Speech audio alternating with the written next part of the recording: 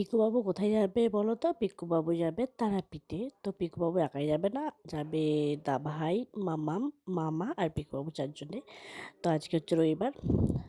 তো আমরা চারজনে তারাপীঠ মন্দিরে পুজো দেওয়ার জন্য যাব। তো তার জন্য দেখো এই টোটোতে বসে আছি। টোটোটা একদম আমাদের বাড়ি থেকে তারাপীঠ অবধি যাবে। তো পিকুবাবু তো সেজে গুজে একদম যাবে। তো যাওয়ার আগে ও বাবার ফোনটা নিয়ে মাতারাকে ফোন করেও দিয়েছে, হ্যালো মাতারা, তাই বল আমি আছি, তাই বলেছে। মাতারাকে ফোন করে বলছে, হ্যালো মাতারা আমি আছি। তো যাই হোক মাতারাকে ফোন করে দিয়েছে।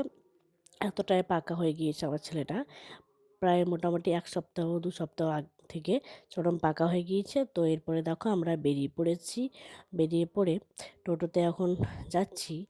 তো একটু দাঁড়িয়েছি মাঝে কি, তারপরে ওখানে গিয়ে মানে পুজোতে এত চরম ভিড়। তো আমাদের তো লোকাল লাইনে মানে আধার কার্ড দেখিয়ে লোকাল লাইনে আমরা ঢুকেছিলাম, কিন্তু লোকাল লাইনেও প্রচুর ভিড়। তো আমরা 10টার সময় বেরিয়েছিলাম, ভিড়ে তাও মোটামুটি কোনো রকমের পুজো টুজো দিয়ে আমরা একটু বসেছিলাম। তারপরে তারাপীঠ গিয়েছি। আর ভোগ খাবো না সেটা কি হয়? আমি তো নর্মালি মা তারার ভোগ খেতে খুব পছন্দ করি। তো তারা পিঠে গেলে আমি মা তারার ভোগ খাই এরকম। তো দেখো পিকুবাবু এখন কেক খাচ্ছে, ওর খুব খিদে পেয়েছে, চকোপাই কিনে নিয়েছে, খাচ্ছে। আর এখানে দেখো ভোগ খাওয়ার জন্য আমরা এখন বসে আছি। মা তারার ভোগ মানে খাওয়া মানে খুব ভালো, মানে আমি তো বিশেষ করে খুব পছন্দ করি, মানে সত্যি বলতে আমার খুব ফেভারিট। তো দেখো আমরা ভোগ খাওয়ার জন্য বসে আছি। আর আসার সময় এত বৃষ্টি আর এত পাথর পড়েছে, দেখো দেখো নিচের 3খানা সাদা সাদা বরফ পড়ে রয়েছে, মানে শিলাবৃষ্টি যেটাকে বলে, দেখো 4খানা শিলা পড়ে রয়েছে।